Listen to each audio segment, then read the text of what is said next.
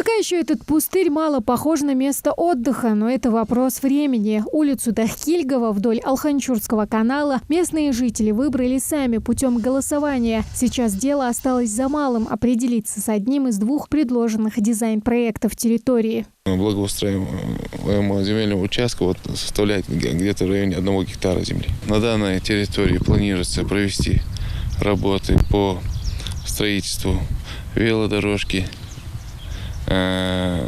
пешеходной дорожки, провести работы по освещению, озеленению, а также точечному озеленению в целях проведения досуга жителей, проживающих за каналом. В Назране всего 4 пространства, которые облагородят уже в 2025 году. Это помимо территории вдоль канала, улицы Арчакова-Вальтиева и Хамхоева-Гамурзиева, а также южная часть, прилегающая к городскому пруду, где планируется создать пешеходную зону, озеленить и благоустроить площадку для отдыха. Там тоже планируется провести работы по созданию велотрека, также и созданию условий для прогулок.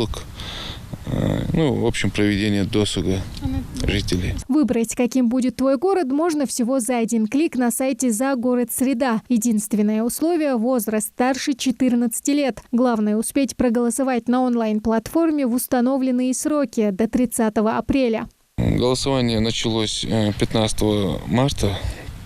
На сегодняшний день уже проголосовало жителей где-то 11 тысяч голосов мы набрали. Ухоженные скверы, современные парки и игровые площадки. Проект «Комфортная городская среда» реализуется в регионе с 2017 года. За это время в одной только Назране благоустроили более 3 десятков территорий. Тамара Хшагульгова, Мухаммад Дарсигов, Магаз 24.